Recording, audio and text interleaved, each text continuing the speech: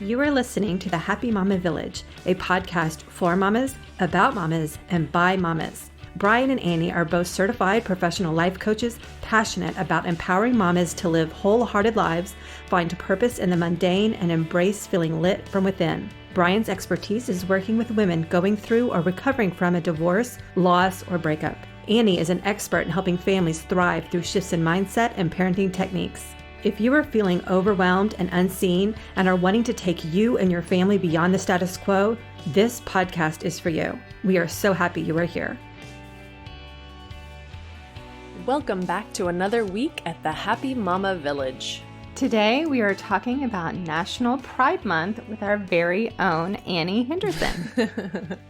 We are your hosts, Annie Henderson and Bryann Zielinski. Here at the Happy Mama Village, we discuss all things pertaining to happy mamas, like relationships, parenting, self-care, mama tips, being LGBTQ, and so much more. So, Annie. Yes. Yesterday was Father's Day. What did y'all do? We did a lot of nothing. So, Scarlett's actually was at her dad's. So, She was doing that. The day before, we had just gone by my dad's and took him some little sweet treats and kind of planned to have a dinner at our house the following week. So we're pretty flexible on all holidays, Right. all things like that. You kind of have to be flexible when, you're co-parenting. Right. What about you? Well, it was a good day. It was kind of a hard day. Kind of a hard weekend. Just anticipating the Father's Day. We went to my parents and had brunch with my dad. The girls and I did. That's and sweet. And then we watched church online. So that was great. We had a good time with them. Brinkley was kind of pretty sad this weekend. She has been wearing one of his old hockey jerseys. For the last couple days. She's been sleeping in it, and so which means she wears it all day long. We're still under COVID dress rules at our house. But I just tried to stay busy. Actually, I did a lot of typical dad things. So I used the smoker. I used Will's smoker and smoked some salmon. Yes, I tried to do it all by myself because this is the second time I've used it. But I still had to have my neighbor come over and help me a little bit with getting the fire started and stuff. But I'm getting better at it, so I'm kind of impressed with myself. Yeah, you are. I grilled some chicken as well. I did some hanging. So I hung some things around the house. I cleaned up. I pulled some weeds. So, yeah, I try to stay pretty busy. Yes. Yeah. Because if you're busy, you don't have a lot of time to think or feel. So, we were laughing hard on that one. Yeah. Well, I'm glad y'all got to spend some time with your parents as well. Yeah. So it was good. It was good. Good. Well, you'll have to teach me about that smoker someday. Well, okay. So, Annie, today we're going to be talking about National Pride Month because it's June. We're going to barely sneak in this episode before June runs out. But that's okay. It's always a good time to talk about it. So kind of tell us what's going on in this community right now. Yeah, so there's it's a big month for us, and it's interesting because I'm on TikTok, so I see a lot of people also kind of privately and secretly celebrating.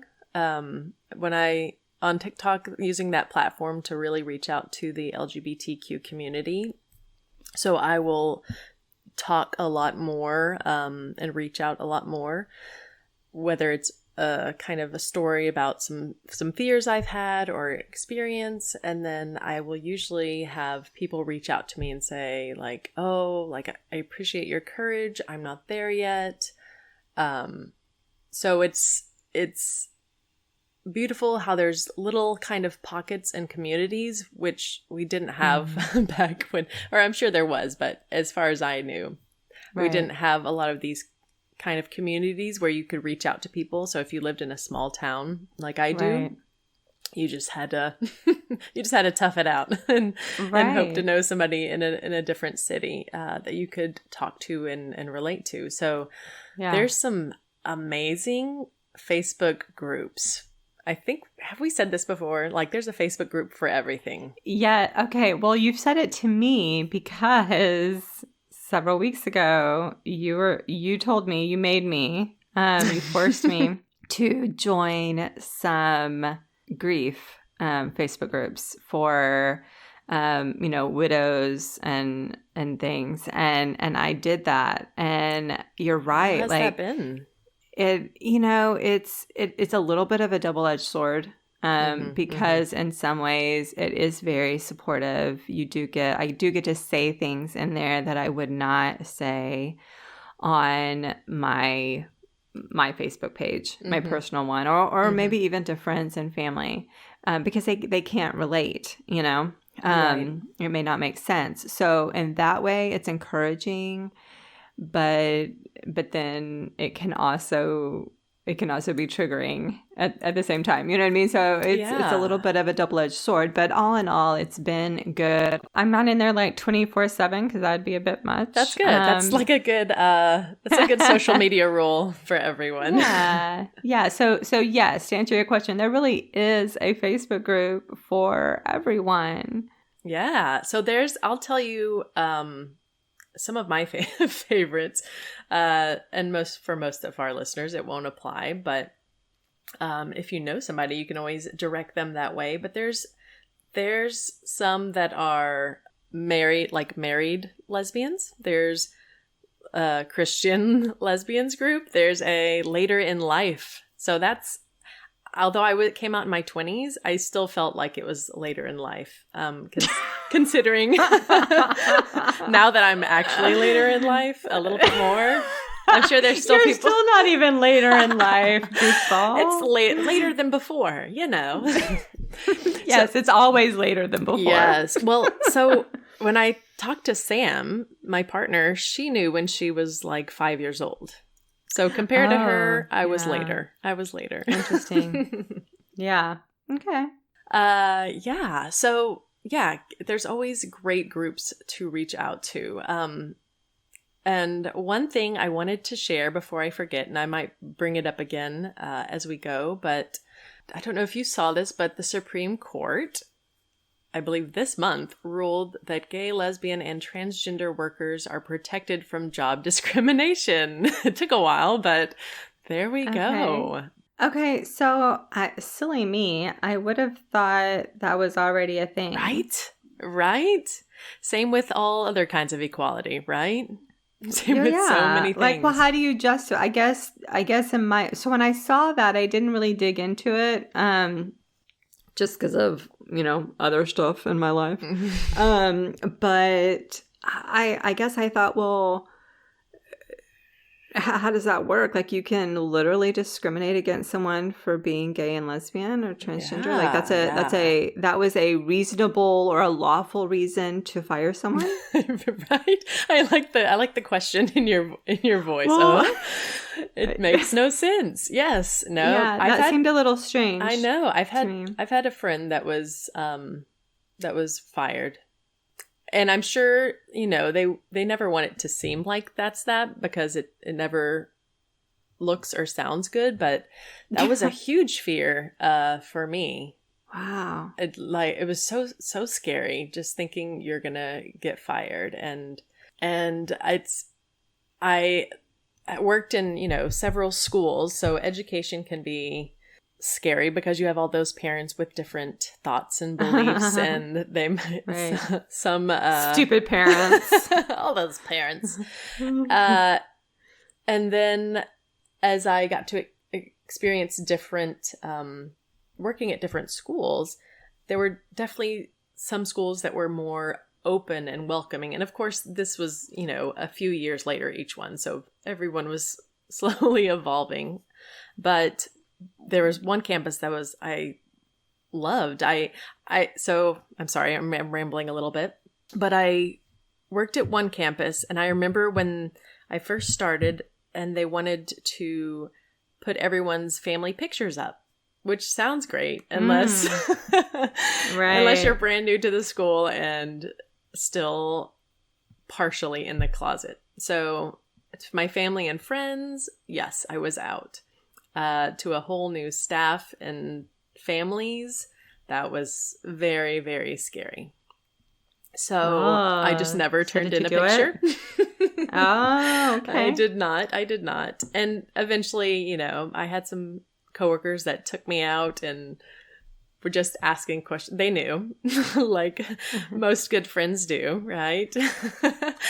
And just asked me questions until finally I was like, okay. And fine. And they were awesome, and they were very supportive. But yeah, I went to another campus that had something similar, but they had several families that were out, and they had their pictures up. So it was like, oh awesome. My gosh. So it's just kind of speaks to representation, right?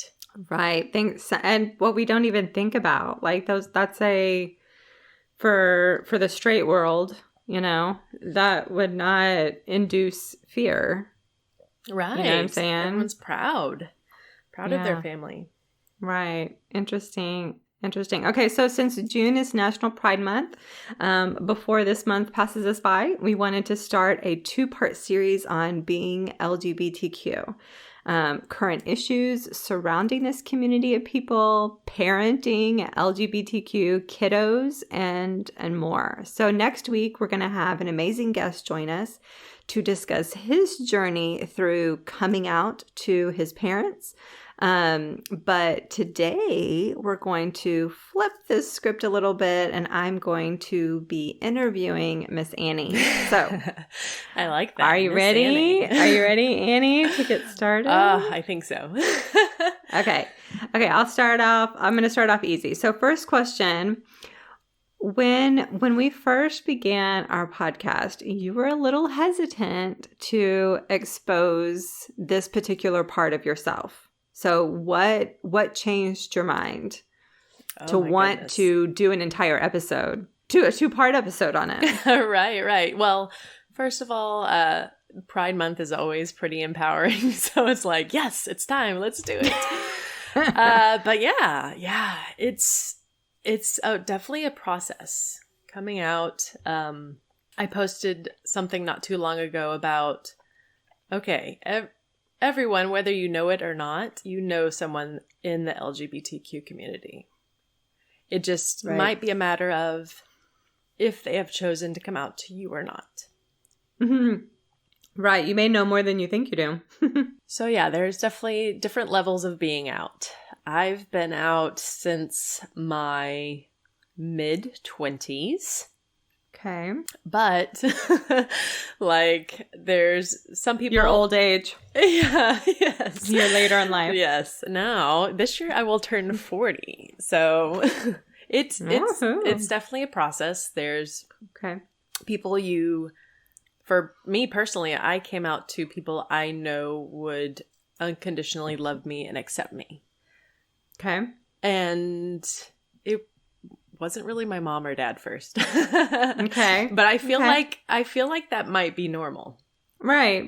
No, I would think that's true. Yeah. You share with maybe a sibling or some really close friends. Right. So what changed? So what changed your mind? I'm going to nail you down on this one. I'm going to be a tough interviewer. So what changed your mind about you? Because you have progressively been more open. Because in the very first few episodes, you were hesitant to even say Sam's name, but you would never refer to her as a her or a she. The sneaky yeah. Sam. Yeah. Yeah. So part of it is just my own evolution, my own personal work. And part of it is being able to coach teens, being able to coach people that are older than me, maybe in their 50s, and knowing just personal friends that are still not out. And, Okay. hearing their fears. So I love my family's story, and I love how much we are loved and supported. Okay. Yeah. So being able to share what it can look like on the other side, and how, yes, I've been there, and it was so scary. Yeah. And so having talked to those people, it gave you more courage, or you felt more empowered. Yeah, that's awesome. Definitely. And I mean, I have some clients, that come out to me, and they feel stuck. They don't want to talk to their parents or their kids. But oh my gosh, I feel like it's come so far. I have a friend that wrote a book called Bad Theology Kills. And it definitely goes into the religious side of everything, which is a huge, huge one. Bryann, I'll have to ask you, have you ever watched Queer Eye? So yes and no. So I used to watch the Queer Eye for the Straight Guy back 10, 15 years ago. So the original. I watched that one. I have not seen the reboot. Yeah, so I've never seen the original, but I started watching the reboot, and there's some really good episodes. I'll have to add it in our Facebook group. One of the ones that really spoke to me, because there are some situations where, they're in the South and they're helping people down there. And there's a lot of kind of talking about church and talking about religion and how things can go together, because they're not always just helping, in this new one, the LGBTQ community. They're helping, straight people. They help this church. And anyway, there's some really good dialogue and really good scene about what some of the main guys had gone through. And then it just shows how, there are churches now that are open and welcoming and affirming, and not just... Come in, we have a conversion therapy for you. Well, I'm glad that you brought this up, because I do have a question about this later on. So let's pause the religious, because I do want to come back to this in a later question, if that's okay. Definitely. So a couple of years ago, I want to say, 2 years ago, I read a Facebook post from Jen Hatmaker. She's a Christian, writer, speaker. She's awesome. And she went to a pride parade in Austin, I believe, or San Antonio, wherever she's from. And she gave out mom hugs. And she's not the one that created this idea, but she was talking about her experience giving mom hugs to people at the Pride Parade. And that just really, I don't want to say for the first time, but there was something that was very moving, really pricked my heart about that, because I had not really considered how thirsty some of these people might be for a mom hug, a hug from somebody that feels like a mom hug, because a mom hug is different than a friend hug. You know what I'm saying? Right. And that just broke my heart that there are people that have lost relationships with their parents because of this issue. And so I decided I would do the same thing for the Dallas Pride Parade. So I went with my neighbor across the street, she's gay, and she went with me. And I held up my sign and I gave out mom hugs. And it was awesome. I loved the experience. But here's what dawned on me as I was walking when we first got there, and we were looking for a place to stand on the parade route, is how flamboyantly everyone was dressed. Like it was like carnival. I mean, it was like it was like a costume party. And I wasn't really I was not expecting that at all. And so at first it was a little shocking, you know. And then it reminded me, because it was so crowded and you're trying to make your way through these people, it reminded me of being at a Cowboys game. Dallas Cowboy game. We used to go when I was growing up. We would actually go to the stadium and watch. And when the game was over and we'd get out and we had to make our way through these masses of people, it reminded me of that, because everyone at the Cowboy game, or most everyone, is dressed in cowboy gear. You know, like some people got their faces painted and all this kind of stuff. Yes. and so walking through this crowd as a straight person, I felt like a Philadelphia Eagle fan walking through the Dallas Cowboy masses, you know. And I thought, you know what? That's what they feel like 364 days a year.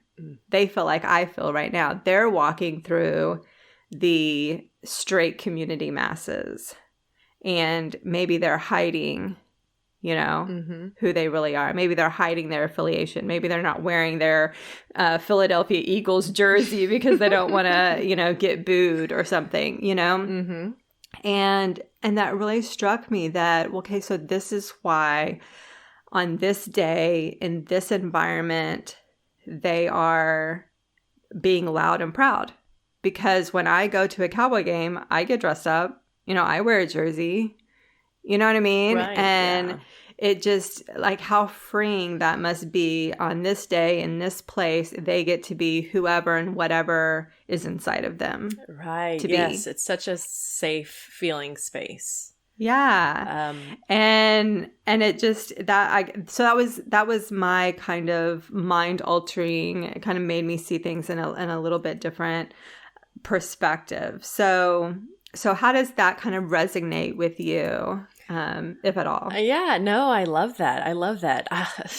So I still remember so I kind of chickened out and just wrote my mom a letter and mailed it, snail mail, buy myself some extra time. But I remember in it, because I'm not necessarily the flamboyant kind. I love everyone that dresses how they want to dress and expresses themselves, but that wasn't going to be me. And I knew that was probably one of her fears. But I wrote that in the letter, like, this doesn't mean I'm going to have bumper stickers all over my car. Like, I'm still me. I'm the same person. Whew. It's okay. Take your time. Yeah. But I recently read something that was talking about how they can see why there are so much of the LGBTQ community in acting, because they've been wearing a mask their whole life. They've been pretending. They can pretend to be someone else. Right. And that really hit me. Right. Yeah. That makes sense. That does make sense. So now we're going to get to the question that I kind of put on hold a few minutes ago. So I know you and I both grew up in, you know, religious homes. We both grew up going to church. We both go to church still. I know that's a big part of both of our lives and our experience. So how did growing up in a religious home affect your journey? So it definitely stalls you out immediately. Because I've been in, and I've sampled around. I grew up Roman Catholic. And then I attended a Pentecostal church. I got to know some Mormons when I was in college. Like, I loved hearing from everyone, their thoughts and their beliefs. And of course, at the time, I didn't even fully realize and grasp. I knew I was different, but I never really knew it. But I always felt like I was kind of searching and asking questions. And they were all pretty consistent of, if you're gay, you're going to hell. And I think most churches, I feel like, still have that message. And let me just go on record right now so that I can be perfectly clear, is that there is not a thing in this world that you can do, think, or be that is bad enough that God won't love you. There is nothing that God won't forgive. If you turn to Jesus and you love Jesus, he loved you before you loved him. So there is nothing that excludes you from grace, in my opinion. Amen. So thank you. That's the God that's the God I believe in. So yes. And part of my journey has been finding the right church. And I have. My crew's awesome. Incredible. And I think, all right, give me a second. You got this. You're good. I think that's a huge thing for people to hear, because I hear it from clients and even myself that they are, that God hates this sin, and I've had people tell me they'll pray for me.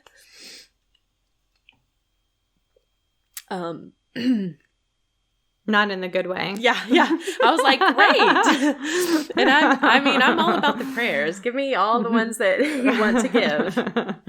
Right. But I don't get it confused. I don't think I need prayers because I'm a lesbian. Right. But I think this is where it's so damaging. That people will turn away from God or religion or church because of what Christians will say. And like you said, I don't think they're speaking for God at all. Right. I'm a little tongue-tied at the moment because there's so much I want to say, and there's so much I feel so passionately that God doesn't hate anyone.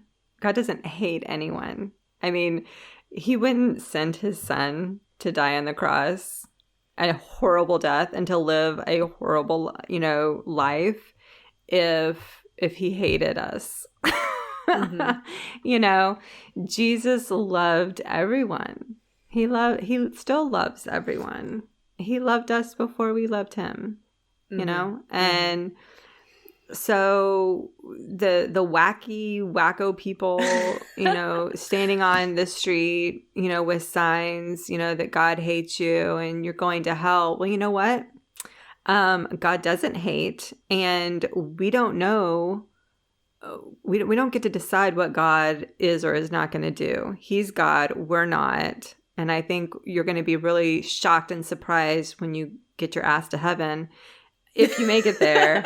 And there's going to be all sorts of people there that you might not expect. Yes. Because that's God's choice, not ours.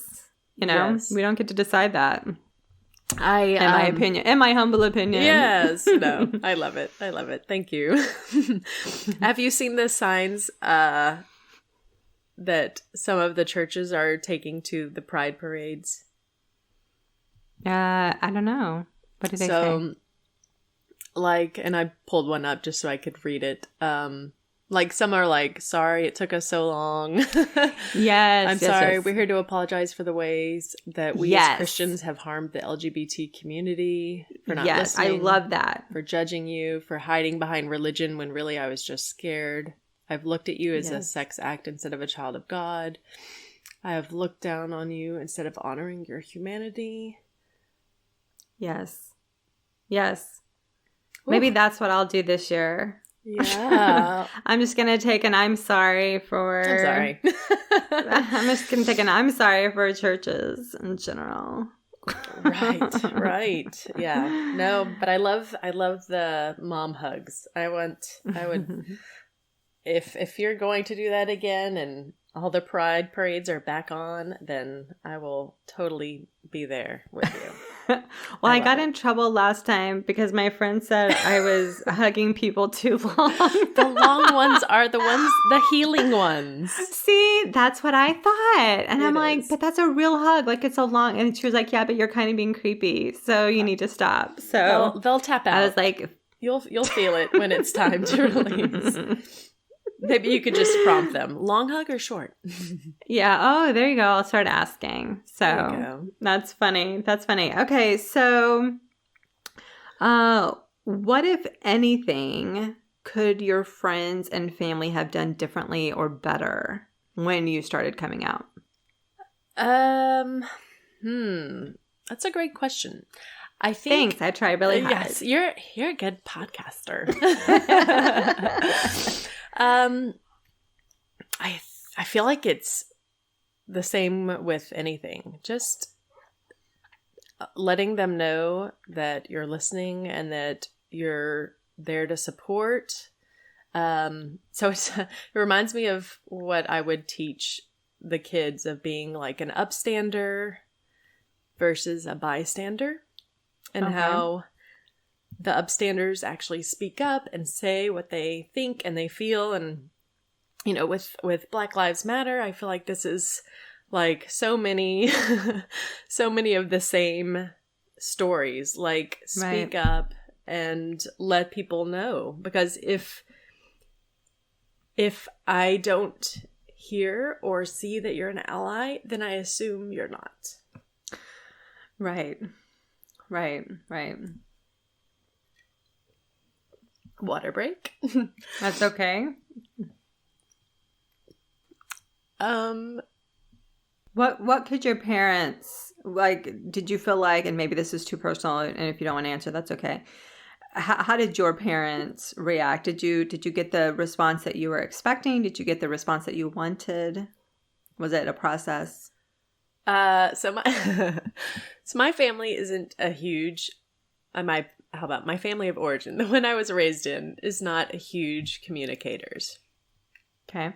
We're, I mean, hell, you wrote your mom a letter. That should speak volumes. I did. And then when my brother asked me to be a surrogate, he emailed me. That's how we do. But that's not how I'm raising my young kiddo. Right. We are very, very open. I don't think... So here's the thing. I didn't really wait for acceptance. I was definitely always scared about coming out to my grandma. I was like, oh, I'm going to kill her. So I never officially did. And I think that's the thing. Like, you don't have to, like, not everyone deserves like an invitation to your coming out. You don't have to do that and explain. And some people are better just when you show up and you're happy and they can see it. So with Sam, I just started bringing her to family functions. I never officially said anything. Like, when I introduce her, I just say, this is Sam. And most people got it. And I'll say this, like, no one's been rude. Like, everyone loves Sam. She's the most beautiful, amazing person. And, you know, some of my friends and family will joke, like, we like her more than you. She's awesome. So I feel like that's where people can get confused and scared. Because like we said earlier, you know somebody, you know, and probably really love somebody that is LGBTQ. Right. And sometimes there'll be some people, and even like even at church that I'll assume are out and they're not. No. Because, you know, sometimes your gaydar goes off. Right. But you never, you know, you don't, I guess, assume. But living your authentic self gives other people courage to do the same. So that's a huge reason of what's shifted inside of me. Showing that, okay, I am happy. I'm on the other side. I don't have people attacking me or being rude online or offline because that's not who I surround myself with. Right. And if I did, then there would definitely be boundaries. Right. And yeah. So go ahead. I heard your breath. I was gonna say what you said just kind of struck me as ironic, or that, you know, you just started bringing Sam and you never really had that conversation with your grandmother. You know, you never like came out to your grandmother, and it kind of seems bizarre in a way when you stop and think about it, that anybody would have to come out of anything. Right? Did you come out straight? Yeah, like I did not have to come out straight. You know, like, why are you having to come out of anything at all? Like, it is who you are. You're already in it. You know what I mean? Like, yes. And so, like, when are we going to get to a point where it's not a thing to have to come out or to have that conversation? Like, what a pain. Like, what a pain to have all these extra conversations with people. Like, I don't have to do that. I didn't have to do that. Like, okay, I'm going to start dating men now. Right. You know, like, I like boys. So I'm going to go tell my second cousin that, you know, I've decided that I like boys and I'm going to start dating and kissing them. And just thinking about it, like, if I had to go back and come out to everyone before I could be happy and live my life, I probably wouldn't. Yeah, that's just crazy. It is kind of crazy when you stop and think about it now. I mean, I know that it's kind of so ingrained in us at this point that that's a thing. It's kind of a bizarre thing. Yeah, it's definitely starting to shift. But you know what? So it's starting to shift in families and in places where the children feel loved. So there's so many young kids like coming out, and because they're loved. But on the flip side, there are some that are, you know, they will almost take it to the grave. They'll wait till they're an adult or wait till they're out of college. Wait till they're, you know, separated from their parents before they feel that they can do that. And that's so sad, because those formative years are so important. Yeah, I've known at least one person who came out, I guess, when he was in his 60s, maybe. Yeah. Maybe not quite 60, maybe really late 50s. But I mean, he'd been married for, you know, decades. He had 2 kids. He had grandkids. And like, that makes me sad. I mean, it makes me sad for all of them. I mean, it makes me sad for his wife, you know.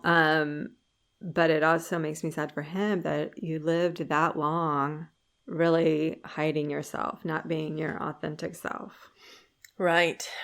So one of the things I was thinking about, because of course I was married, and I had Scarlett, and I would never change that because Scarlett's the best. She's awesome. And I know that's just part of the process. And if I had changed any of that, then I wouldn't, timeline wise, or wouldn't have met Sam, probably wouldn't have had Scarlett. Everything would have been different. But in some of the groups I'm in, I see how people are like, oh gosh, imagine if like we could have come out in high school or college, like how different life would have been. I personally, when I was in high school, there was only one boy that was brave enough to be out. And that was back in the 90s. 99 was when I graduated. So the 90s. And, you know, if you think of 90s in small towns, that was not okay. Not at all. Right. And if I ask Scarlett if she has any friends or knows anybody that's out, there's probably a handful or two. Yeah. And that's just the ones that are her friends or that she knows of. So I definitely feel like we're sending the right message that it's okay to be who you are. You don't have to pretend and, you know, live in misery or have a fake life, for decades. Right. Right. So Annie, where are you now? Where are you today in your journey? Thank you for asking. So as you can tell throughout this episode, it still gets me in my heart. Sure. Which is why I feel like, it's so important to still talk about. Because if I am as happy as I am with my relationship and so supported, I can't imagine not having it. Right. Right. So I have a private Facebook group called Safe and Out. Where, love it. Kind of like what we were saying before, a place where people can come and be themselves and talk about their fears and their worries and their journey, and also hear from people that are out and how things are, and for people that are in small towns or, you know, don't know who to talk to or get out and meet people. It's a perfect community to support and empower and encourage one another. And I also recently put a post up saying, you know, reaching out to families of LGBTQ, because it's hard. It's a process. And if you had, you know, visualized your kid's life one way and then suddenly it's going to shift a little bit, even though they're the same person. But parents, you know, they have this dream and they want it to be one way, even though it's not their life to live. Right. So I am offering the service of... That's my next question. What is it? Sorry. That was my next question, was to tell everyone what you've recently added to your life coaching repertoire. Oh, see, I was just combining them all together. Okay, now that I know that was more of a personal question, sorry. So where am I on my own personal journey? My daughter is 13. We're going on year 9 together. Like I said, we are surrounded by nothing but support. But going through all of that, it was so scary. So scary having, you know, fearing losing my daughter custody-wise, my home, my job, like family and friends. It's so scary. Just to have that and do that. So that's why I have that group, and coaching wise, how I want to help coach people that are going through that process. Because I recently, someone had reached out to me for coaching, and she had already had a separation talk with her husband. They were, you know, getting on the same page, but all these, you know, obstacles and emotions can get in the way. And she had messaged me back and was like, okay, I think because of COVID, we're going to postpone the separation. I'm like, oh my gosh. So even if, you know, because COVID causes financial issues and just some things, but there's always something you can be doing to move forward. And it's so easy to stall out. in so many areas. But so being able to help coach people through that process and support them, especially if they feel like they're going to be rejected. So being that coach. And then on the other side, helping families get through the process and being able to help their family come out stronger on the other side, instead of doing some damage to the family unit as a whole. And like you said, we have another episode scheduled coming up, and I'm so excited to share his story. And it was actually his mom that I had spoken to, but she had suggested we interview him. So I might see if I can get her as well, because she did a complete 180, and I'm so proud of her. But it took there was, some damage done before then. And I want to help people skip that phase. Let's just skip that. You don't have to go through the damage and, possible addictions that are caused by it. So that's where I am with coaching. I'm still, I still have in mom guilt for overwhelmed moms. But I definitely wanted to reach out to the LGBTQ community and let them know that they are loved and supported, and there's help for them too. Awesome. Do you have a gift for our lovely listeners that we can add to our toolbox? Yeah. So in the toolbox, I'll put the link for the Facebook community, so it's quick and easy to find it and join. Nice. And then also I will add a PDF of different affirmations. So just like we have some disempowering thoughts that we think over and over again. So for someone that's trying to come out, it might be, no one's going to love me. I'm going to be rejected. I'm going to hell. All of those disempowering thoughts that just kind of automatically pop into your head. Mm-hmm. I'll have a PDF and maybe an audio to go with it, to just affirm all of the good stuff. Like, God would you make loves me one? I remember. Yeah. For myself? Ooh, yeah. So maybe I'll make one. I'll make a few. How's that? Let's just do this. I just want one for me personally. Yeah. Awesome. Okay, so that's going to wrap us up. Thank you, Annie, for being brave and vulnerable. Goodness, I know that was kind of scary. I'm so thankful for your friendship and that we had an opportunity to do this today. Yeah, thank you so much for making the time, because you definitely could have said, no, I don't think so. So that means a lot. Bryann is an ally. Rude.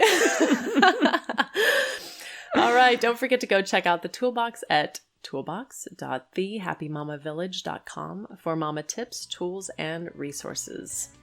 Thank you to everyone out there for spending time with us here at the Happy Mama Village today. Check out the show notes for more information about us and how to connect. We would love to hear from you about today's episode and any takeaways or aha moments that have inspired you.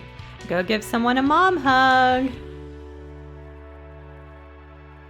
Thank you so much for spending time listening to this episode. I hope that you were inspired from our time together. We want to encourage you to leave a review, subscribe, and share a favorite episode that another mama needs to hear so that she can feel supported as she continues the brave and sometimes lonely journey of motherhood and life itself. By sharing, together we can change lives. If you are feeling overwhelmed and alone on this journey, reach out. We are here to help. Thanks for listening.